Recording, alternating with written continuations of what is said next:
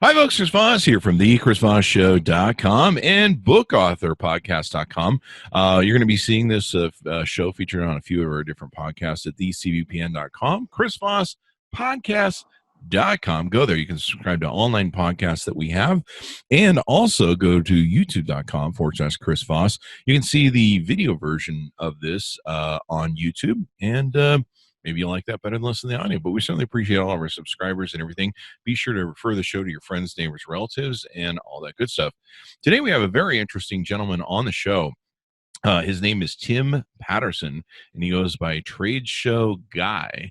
And he's written an author of 2 books and a third one that he's working on. Welcome to the show, Tim. Chris, thanks. Appreciate you having me here. It's great to be able to spend some time with you. Perfect. Awesome sauce. I was interested in having you on the show because I tripped across you, I think, on a Facebook comment or something like that. Social media works, huh? Social media works. It's made a million connections in my life, I'm telling you. There you go. There you go. Serendipity. We love serendipity. Yes. And I was like, Trade Show Guy. And I'm a guy who's done a lot of trade shows. With the podcast, we go interview a lot of our people that we do review products for and clients and stuff, and promote them on our channels. And you're a gentleman who does some different things with trade shows as well. Give us your .com so people can look that up as we're chit-chatting.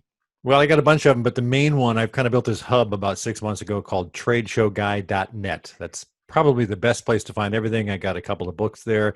You can get free chapters or download a digital copy. You can go to our exhibit place. You can go to our webinar site, and just a bunch of stuff there. Tradeshowguy.net would be the starting place. Tradeshowguy.net. And what do you do? Give us a bio rundown of what you do there. Well, I stumbled into radio when I was 19. I did that for 25 years. The radio changed. I'm giving you the really short version. I got into this industry, which I really didn't even know existed, in 2002 when I got hired as VP of Sales and Marketing at a small company here in Salem, Oregon.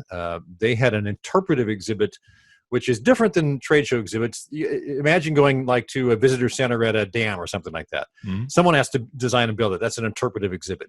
Same skills and same design set can do trade show stuff. And they didn't do much of that. That wasn't their world. And they kind of brought me into, they taught me the world. They said, you're not really a sales guy, but we can teach you how the industry works. And so I slowly made my way. The first, I think, exhibit I sold was at Kettle Foods. You may have heard of Kettle Chips, a great one.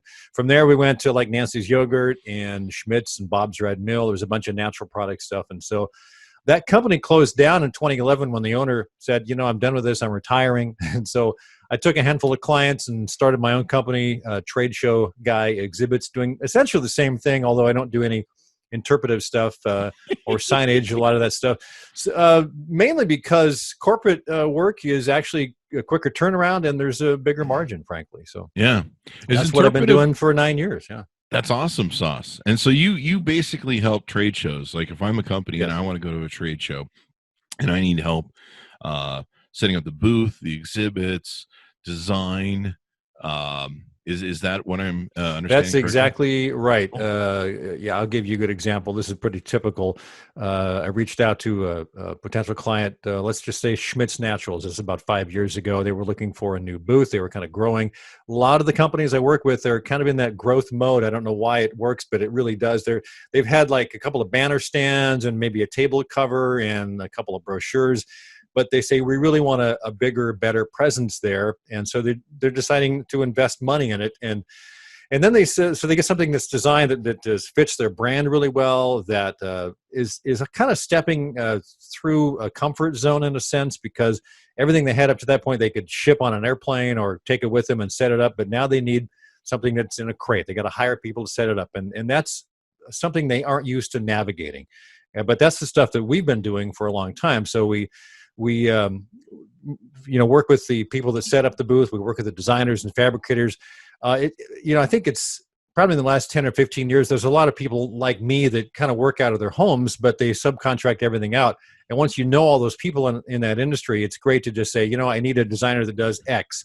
I need a fabricator that does Y.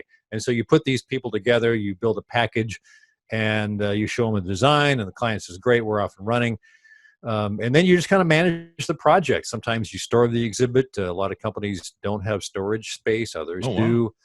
And then they have a need to have it shipped and set up. They do 3 or 4 shows a year, or maybe one big show a year, or 2 big shows. And so they need someone to handle all of that, because it's kind of moved out of we store it in the closet down the hall with the banner stands to we've got a really nice professional exhibit that shows off our brand.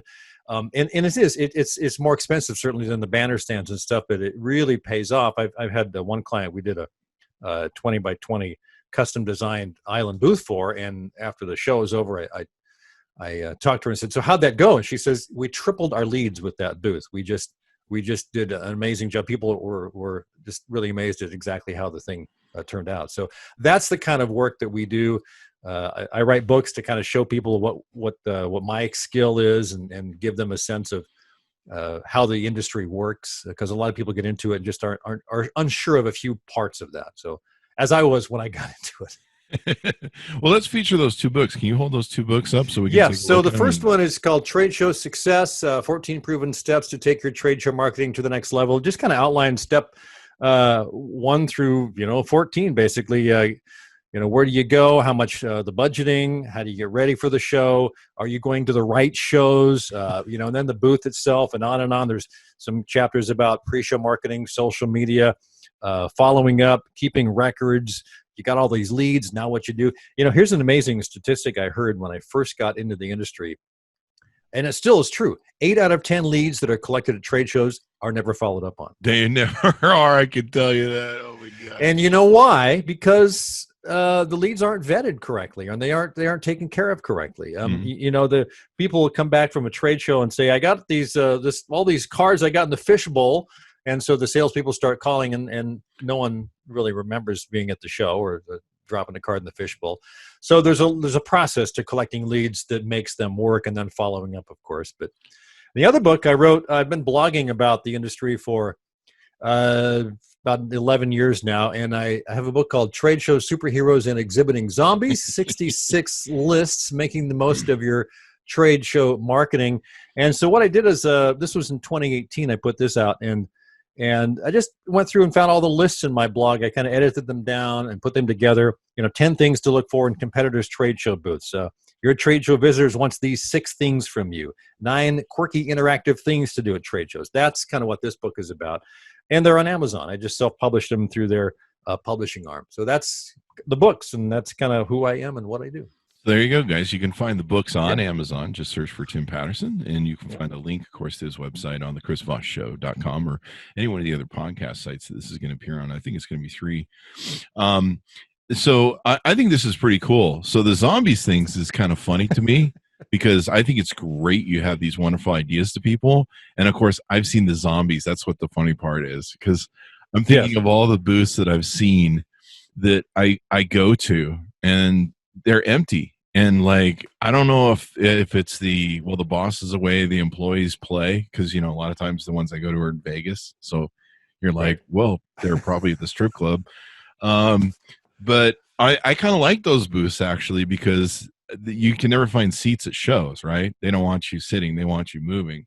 They want you moving. So they want you talking. They want you. Yeah, exactly. Yeah, I'm a big fat old man, and we do about 10 to 15 interviews a day during the show, and so I love zombie booths because I go sit in them.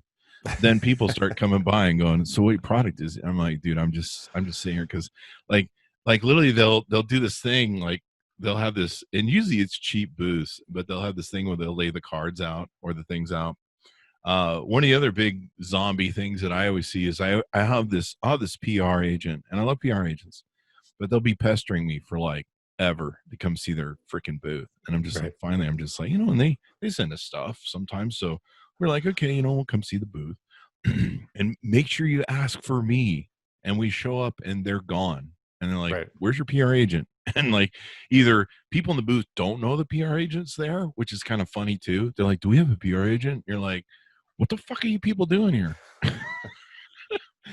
and then other times, they go find the PR agent, or they're like, we haven't seen the PR agent. We know, and the PR agent's, of course, the strip club.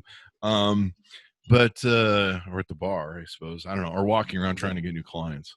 But those are some of the funniest things that I've seen at well, I don't know if they're the funniest thing. I've seen some weird stuff. I'm sure you've got some stories. Well, yeah, I mean, the people that the body language is. We talk to people about body language in a booth. You know, when you're walking up to a booth, the biggest thing that turns people off is food. If you're eating in the booth, people don't want to come and watch you eat. Dude. You know, other thing is like if people have their arms closed, that's like stay away. You know. And so there's for a trade show to be successful, and of course there's tens of thousands, hundreds of thousands of dollars that go into these booths. You know, if you go to the Natural Products Expo sometimes. West, one of my clients pays 6 figures for the space alone before they do anything else, just for the space. And so it's pretty astonishing how much money is invested in these. And so it's easy to go to the show and not get much back for it. But it's also, if you know what you're doing, it's the best place to put your marketing dollar, because if you know what you're doing and your brand is well represented and the products are right and you've got a staff that knows what they're doing, you can really kill it because you've got a really focused audience that can come to your booth and you can talk to them. It's a whole lot cheaper than going to all of those various places throughout the country and talking to them in person. They're coming to see you. So I think it's a mindset and it's planning. That's really what it boils down to. And that's kind of what the books are about. So. I would think that you would really want to have salespeople in the booth because you're right. I've seen that with the blocking and the person who's like, they're just some person who's not a people person. And, you know, some boss back east went, just send those guys to the thing and tell them, you know, sometimes they're the engineers who designed it. They're not people most times. And, you know, and I would think, you know, like you say, the follow-up is abysmal. Like I've left my cards in the thing. I've handed my cards to the PR agent. I've handed my cards to when the PR agent's not there and said, can you give this to your PR agent? Follow-up is nearly abysmal. It really is. Yeah. And I don't understand that, you know, as far as sending salespeople, I'm sure some of them are good, but some salespeople are not the people to be at the show. Sometimes it's your receptionist who's really bubbly and outgoing and is informed about what's going on in the company. And she might be, or he might be better than some of the salespeople. So I think it's there's no wrong answers, but it's just kind of like figuring out who is best that can interact with those people. And sometimes you have too many people, sometimes you have not enough. And so scheduling is an issue. There's just a lot of moving parts. And I'll be controversial here. I love booth babes, and I'm sorry. I don't know what your position is. Well, sure. We gotta love them, right? You gotta love booth babes, but and they work hard at it. I think that in this day and age, in most cases, it just doesn't go over well. And it depends on the show. Is it a car show? Is it in the show? You know, if you're going to the XXX show where they're hawking all that stuff, those are required, right? Yeah. But there are some shows where I think they fit better than others. I think in some countries in this day and age, they go better over better than others. In some locations, Vegas might be more appropriate than Seattle or San Francisco or Anaheim. So and again, it depends on the show, and it also depends on the exhibitor. Does the exhibitor want to give that impression or that as part of their brand, part of their image? I think it's a tough decision. Bringing up a good point. The thing I love about and I'm a little prejudiced to Vegas because I live there, but I know a lot of booth babes. Who, you know, and they're, you know, that's what they do, but they have scaled it back to where they're not dressing so provocative now. Yeah. They're trying to keep it professional, but I mean, some of these girls they're just sexy as it is. But the girls, I'll give a plug to the girls that are the booth babes nowadays. I mean, with the curtailing of the sexiness and the outfits that were a little too revealing, I mean, it did get crazy there. Yeah. But now those guys are real professionals. Those girls. They work hard and they know what they're doing. Real salespeople. Yeah. I mean, I've seen booth babes that don't know shit about the product, be better salespeople for the product and better things than the things. They have high energy. They know they're on a short-term clock. They know they got to do the thing. They're usually very people-oriented people, and you know, it's funny sometimes they give a crap about the product more than the people talk to in the booth. You know, I think the other thing that really is effective at trade shows is and again, it depends on the booth and the client and the product, but hiring a professional presenter that's going to get up there and do 3 or 4 presentations an hour. If you have a guy who's really entertaining and very informative, you can collect a lot of leads over that. But you got to be prepared as an exhibitor, because if you get 20 or 30 people, you've got to have a lot of people be able to get those people and get information, ask them the questions before they zoom off to the next booth, once the Yeah. presentation's over. So there's preparation in that, but I've seen presentation experts just really knock it out of the park by boosting the lead count for a lot of shows. Tech shows is where one place where it really goes over well. So what's the best way to do? Is it list building? Is it getting people's names and emails from either business cards, or maybe having them put their name on a list? I hate the list thing. I mean, I understand the thing of it. I go, hey, good for you for doing that. But making me write my freaking email just makes me kind of mental. Yeah, that's kind of tough to get emails out of people these days. 10 years ago, not so tough. I don't mind giving it. Like, I'll give you my card with my email on it. But just writing, like, no one writes anymore. Like, no one writes it, yeah. I don't know how your writing's going, but last time I tried to write on something, it looked like I was scrawling like a kidnapper freaking letter. I know. Suicide I have to do what? Wait a minute. What? Yeah, like a death threat sort of thing. Like, it looked like a serial killer wrote it, basically. Well, I think that when it comes to, making your time at a trade show pay off, I think you really have to know what your objective is. An example with at a food show, a natural products industry, the expo, a lot of that is food. You're sampling food. So you want to know what people like. You want to get the samples into their hands. Kettle Foods for a long time did a new flavor. They'd test 2 or 3 flavors every year, and they'd have people kind of vote on them by just marking an X on a board or just asking the question. And so you're getting information back, but you're also giving people a chance to sample. Interactivity in a booth is I think a way to get people to stop. And if you have something that relates to your show, like a demo or something, or to your product or service, then that also gives you information. So I think there's a lot of different ways to do it, and it takes experimentation. What works this show might not work the next show. What works in this venue might not work in the next one, and vice versa. I think it just takes a lot of willingness to try different things instead of just showing up and hoping. And that's not really a strategy. Definitely. And I think it's great you have the budget and the book, because people really don't think about what they're doing. Like, they'll buy, like, I'll see it CS, not so much at CS. I'll see that in the cheap area of or Eureka Park and CS. But I mean, those guys are low budget. They're just barely able to afford the show, and I get it. But I'll see this at other shows or small off shows like PepCom or other shows where they don't buy a big enough table, and they send like 4 freaking employees, and they have a table that's, I don't know, I've never really measured it, but it's like 5 foot. Yeah. And they're standing in front of this lane of people that. And the 4 employees or 5 employees are inundated, and they're trying to show the product. You can't see the product, and they're inundated by these swag. This is a copyrighted term, swag whores. This is my term that I coined. It's going to be in my book. It's a good term. We'll be talking about swag whores. And I'm a legitimate reviewer. We've been reviewing for almost 12 years now. We review products. I'm not a swag whore. I'm not looking for free crap. I don't, I like free stuff if it's mailed to me and we review it, but I don't want to have you hand me a box of headphones and have me walk around the show with that. I'm already dragging a gig bag and mics and cameras, and to me, it just kind of is unprofessional. I mean, sometimes I'll take it if it's like really expensive, or like you're not sure how soon you can get it shipped to me, or if it's really hot, like if it's that show hot, right. Where I want to take it home and be like, this is the thing to see at the show, maybe we'll take it. But it's really got to be something. If it's a below $100, I'm probably not going to mess with it. I just don't care. And I'm just not going to carry it around. But one of the challenges I have is I'll come by a booth, and they're being inundated by the swag whores who want some free crap. They're being inundated by, people who, I guess they don't have any friends in their life. And so they've decided to have a life conversation with the booth dude. And the booth people don't know how to blow the guy off. Right.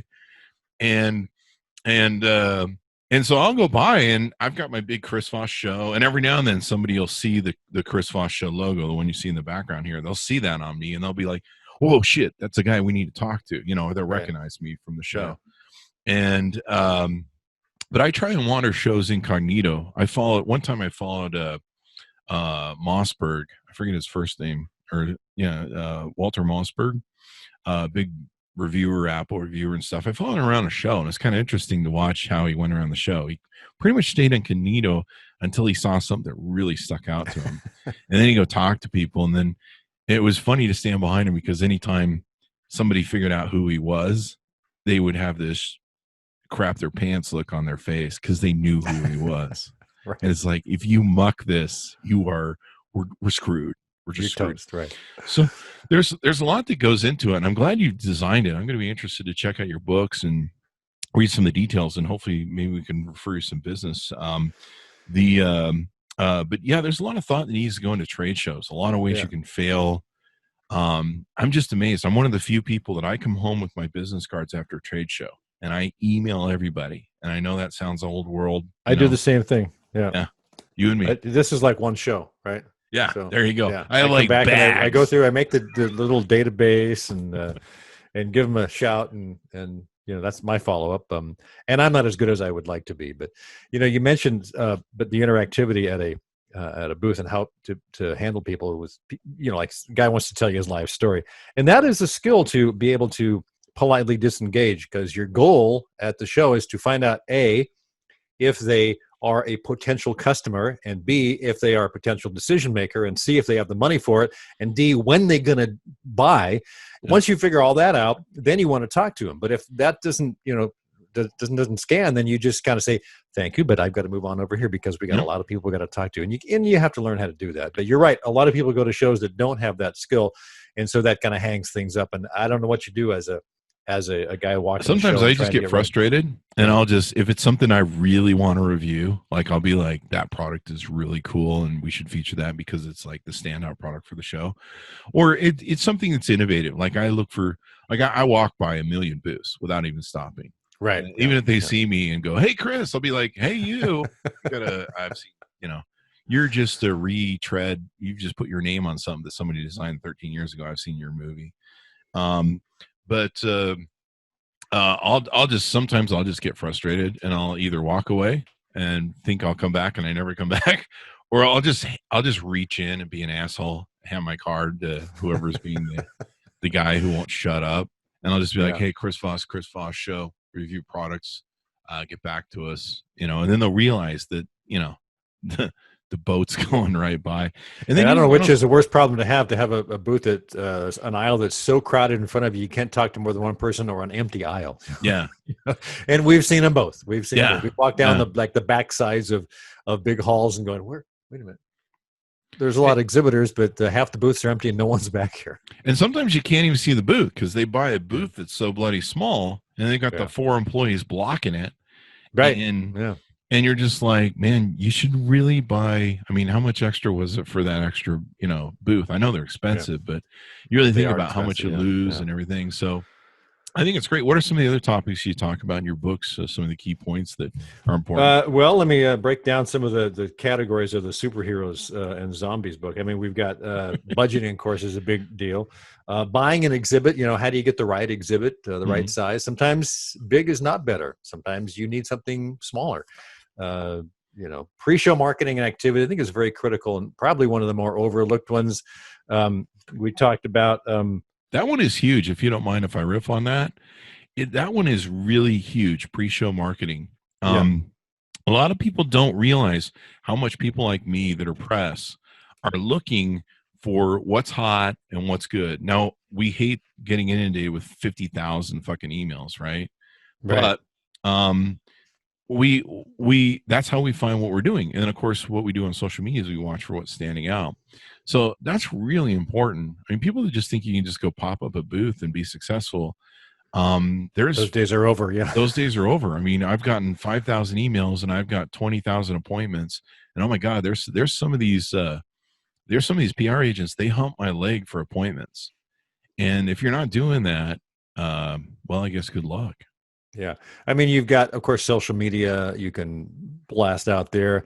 If you have a newsletter, make sure you mention it to people. Of course, there's email, there's snail mail. You can send a postcard or send the old trick is like, this goes back for 20 or 30 years, but the old Michael Jackson trick. You send one glove to a guy that you really want to come up, and it's a really neat glove, and you say, I got the other glove for you once you show up at the booth. This type of thing. They do that to me all the time. Yeah. We got the review product for you when you show up. Yeah. Setting appointments. You try and do that. I know that booths, shows are crazy and chaotic, and it's hard to schedule stuff. But if you can schedule appointments with your top prospects and say, I'll have a space for you at 4:00 on Thursday. See you there towards the end of the day. We'll have a beer there for you, or whatever the case may be, and we'll chat for half an hour. I think appointments are a big deal. And I'm talking about direct mail. You can obviously do LinkedIn and Instagram and Facebook and things like that, but there's a lot of different things. Is sending something to somebody gets their attention probably more than anything, especially if it's a substantial thing, whether it's a Michael Jackson glove or something else that maybe it's just an invitation. I've got a really neat thing if you come by, but you got to bring this card, and so that kind of gives them, puts you on their radar more. So definitely. It's funny. How do you feel about this? Because this always bugs me. Everyone wants me to come interview the CEO in the first day or two, and then they're gone. And usually it's like a 3 or 4 day show, right? And they're gone. Like everyone seems to give up like halfway through the second day, and then the third day everyone's just phoning it in. That's when you find zombie booths. Like people are just like, it's the end of it's the third day of the show. It's treated like a dog.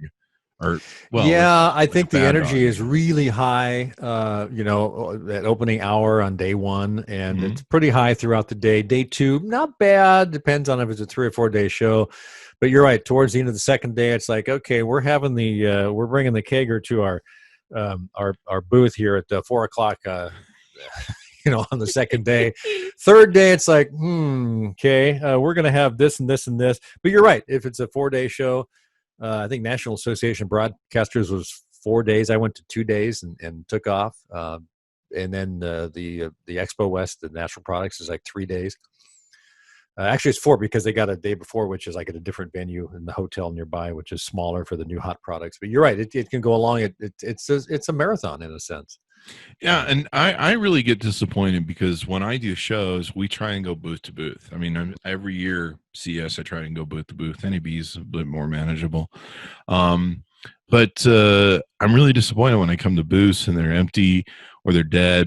One thing I also don't get is I'll go to booths and they'll have like all this product that they shipped, and I'm like, what are you going to do with that product? And they're like, we're just gonna send it back. And I'm just like, and sometimes they'll shove it at me, and it's the third day or something. I'll be like, fuck it, whatever. It's the third day, I'll carry it.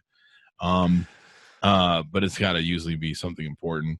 But even then, they're just trying to get rid of stuff, and I'm like, you should just get rid of it. But even then, it kind of bugs me that if there's so much that I have going on, like people don't realize, like we'll have private dinners with CEOs, people are launching products at night.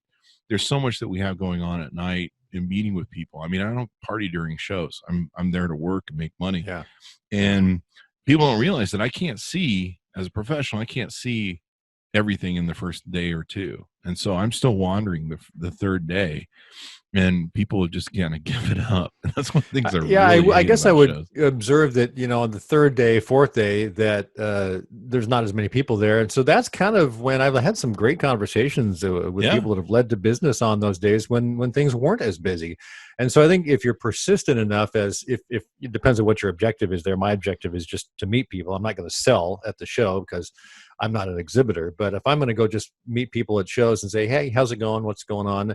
They'll ask what I do. And, my badge will usually have the name of a client on. They say, you're with, I say, well, we did their booth. And so that can engender a conversation. There you go. But again, those can come and they're more relaxed once the third or fourth day is underway towards the end of the day. It's like, it's not as crazy and chaotic. And so I tend, if I'm going to a show, generally speaking, I'll stay for the whole show just so I can make sure that I'm there and keep collecting cards and keep meeting people as long as I can. And that usually there's some payoff in that. So. And I'd be a mean boss too. I'd be like, if you're going to Vegas, man, you're not partying at night. You go back to the hotel, do whatever. I don't know if you can even do that, but I would be a mean boss. I'm like, I don't want to hear that you're at the strip club. I don't want to hear you hit the bar. Cause I think that's half the reason. Cause I've seen The Hangover the next morning at the booth. Yeah. And that's just a horrible sales God, impression. it's not a good, Like you're good just, look. Yeah. they're just sitting around going, oh, yeah. I can't do that anymore. I'm way too old for that. And after walking, I like my Fitbit says, you put on 7 miles today, dude. So I want to go back and just relax. And oh yeah, I have to go really, back home and crawl into a fetal ball just from all the walking. Yeah. I'm never prepared. So lots of good tips for people to take and do with the show. What any other recommendation you have or advice you have on doing great trade shows and being successful at it? Well, I think, if you have a good team, the right number of team, the people that really, really buy in. I think the buy-in is the great, decision maker, or the great lever that you have when you have a bunch of people in your booth. If they believe in what you're doing and they're part of it, even if they're the newest employee who's at the lowest on the ranking versus the CEO, if the CEO is a good guy or girl, and everyone buys into the mission, I think that really kind of is a big part of it. Kind of one of the unspoken things. I should make a list on that. Definitely. So, I mean, it's I've gone to booths and people are just melancholy. They're just kind of like, yeah, we got a product here, we're just phoning it in. And then some people are genuinely bubbly and outgoing and genuine without even trying. And other people, it's a stretch to get them to smile for anything. You know how people are. I mean, it would almost be, in my opinion, and I'll let you weigh in, but it would almost be better. I swear to God, some of the companies I've gone to their booths, they've hired like a sort of guy that you see on the infomercials, the high energy, boom, boom, boom, boom, boom. He's like, let me show you the product here. We got this product here, and this thing is freaking awesome. Now it does this and this and this, and they're fun to listen to, and you just get captivated and hypnotized by them. You're just like, I don't know what you're selling, but it sounds really cool. I'll buy it now. Shut up and take my money. Right. And I would almost say that a company should try and see if they can hire somebody like that, either from a talent agency or something. As opposed to sending, boring ass employees that are just going to be phony. Well, again, it goes back to a really good professional presenter. I know a number of them. I've seen them, and they work hard. They get paid well, but they know the client's product inside and out for that show and what they're pushing. And the best ones have mixed some sort of entertainment in with them, whether it's magic or some sort of other entertainment.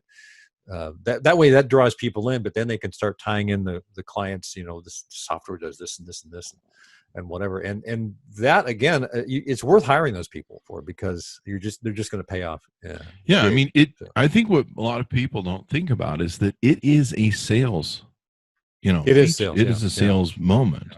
Yeah. I mean, you've got people that are selling your product, your brand, their brand building. I mean, even if you're not selling product right on the spot, you're building a brand, you're building a memory. Those are the companies I come back from and I go, wow, who really stuck out of the show with me? And there are people that were the high energy, that had sometimes their products weren't that interesting, but they made them interesting.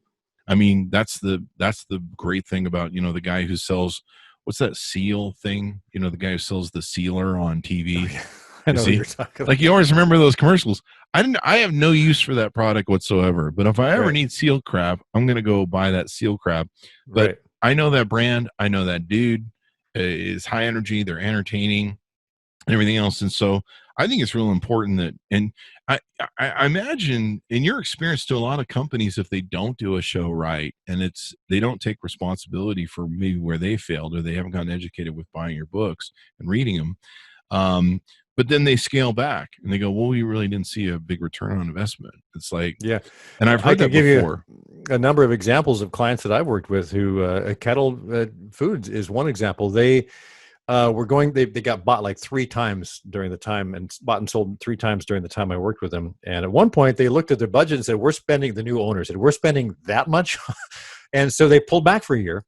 And it took them another year or two. They came back with a smaller presence. Now, of course, a few years after that, they're back with a big presence. But they had to reevaluate everything. That's one example. I've had another client that launched products at the Natural Product Show, got a lot of distributors out of it, got a lot of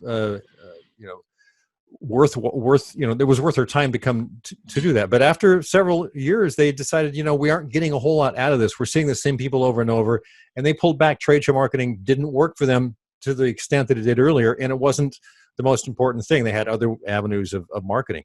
So I think there's a cycle that it could certainly go through. And I've seen it a number of times. Mm-hmm. And I think if anything, marketing is so important. Sales is so important, especially right now. What's going to go on. These shows are, like I said, I've got bets going with people as to what shows are going to be running in the near future, CES included, et cetera, et cetera. I, of course, am pretty 100% sure CES is going to go on. Gary Shapiro's announced. That's January, right? Early January. That's in January. Week, yeah. And I think in January we'll have a lot of testing. We're going to have a lot of, we're going to have a lot of PPE. We're going to have a lot of different things. In fact, I went to the store the other day and found that they're selling now the big 95 mask. You can buy like a giant. Right. And you can buy toilet paper now at the stores too. Yeah, you can buy toilet paper. Toilet paper is good, I hear. So not for masks, but there you go. But yeah, the masks were expensive. Holy crap. But I think we're going to have all of that. Hopefully, maybe we'll have a vaccine, or maybe we'll have some sort of way to cripple the virus by then. I'll keep my fingers crossed. But it looks like these shows will go on, and they might have some social distancing to them still, et cetera, et cetera. Putting and the other the reason for the bet is people that I bet are going, well, people aren't going to be spending on marketing. And I'm like, that's the dumbest thing you can do is not spend on marketing when you're down. Yeah, you got to let people know you're still there. Yeah. You got to let people know you're still there. You're still open. You're still in business. I mean, we're still doing that today with the Chris Voss Show and our review blog. We're writing people and going, hey, we're still here. We're still doing stuff. Because there's so many people going out of business, people don't know anymore. And are you even in business? Are you even in business? Yeah, right. And to me, honestly, I think if you go to future shows in the next year or so, you're actually going to get a corner on the market. To me, I could be wrong, but I think if you go to a show and your competitors don't go because they're crippled, and even if you got to spend, some pennies or borrow some money to get there, I think you're going to stand at the show even more at these future shows because there's going to be less competition showing up for you.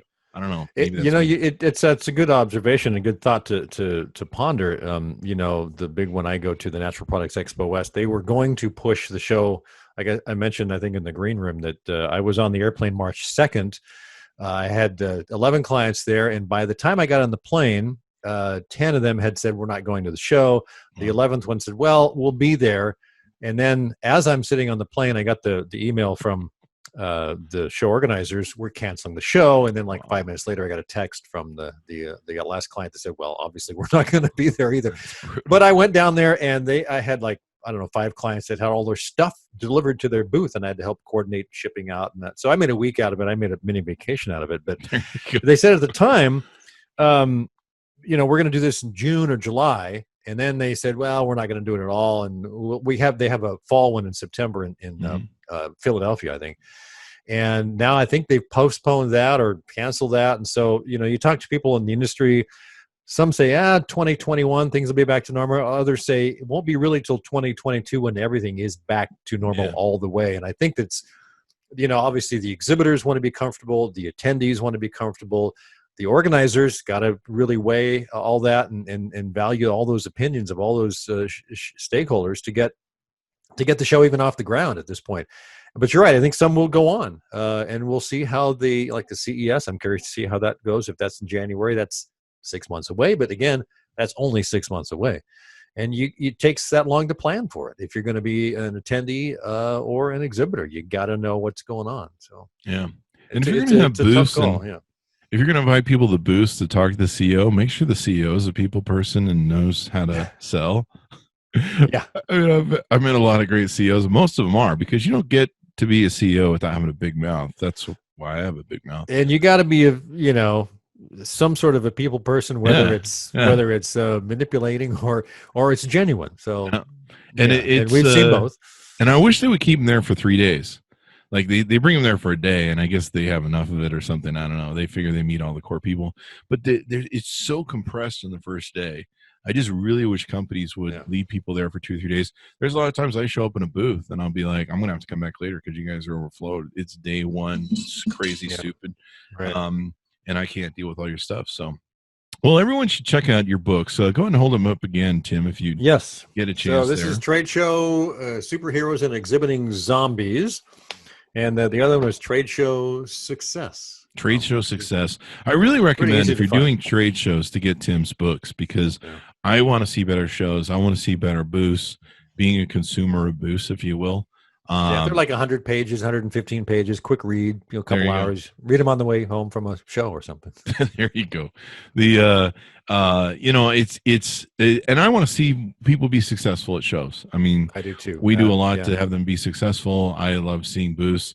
I mean, the crazy booths that I see at CES, they're like, I don't know, $10 million or $20 million. Like Insane, Samsung yeah. will come in. Yeah. And That they was a build- big shock when I got into the industry. I said, people spend that much on this stuff? Wow. Oh, yeah. You could buy 5 houses in my Oh, yeah. neighborhood for that. I mean, you should see what they spend to put keynote speakers in the top keynote Yeah. speakers at CES Right. and stuff. And it's just crazy. And then South by, you see a lot of, I think, what you would call interactive booths that are really interesting, how they display them and how they go. Oh, the creativity level with booths these days, just phenomenal. I'm Yeah, always impressed. Yeah. It's like insane. You look at the money, but technically when you're spending that kind of money, you make sure you squeeze your dollar out. Yes, Fair enough.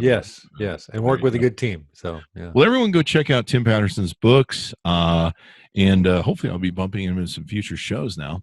That would be nice. Go to amzn.to, check out his book. What's your website also, Tim? Tradeshowguy.net. Tradeshowguy.net. Check him out and all that good stuff. Hire him to get your booth well, and then I'll be coming by and going, wow, Tim did Wow, what a such great booth. job. I want to review your products. This is awesome. So there you go. Thanks to my audience for tuning in. We certainly appreciate you guys being here. Be sure to go to thecbpn.com or chrisvosspodcastnetwork.com. You can see all 9 podcasts there from a variety of different shows that will make your brain so big you'll have to go. You might have to go have your cranium like extended, like one of those domes put on, like Well, the Star Trek brainiacs. yeah, the brainiacs. You have the little brain things. You might start seeing like little brain vessels coming out of your brain. You'll be that smart, and no one will be able to win an argument against you. So there you go. That or maybe not. Anyway, guys, we certainly appreciate you guys. Thanks for tuning in, and we'll see you next time.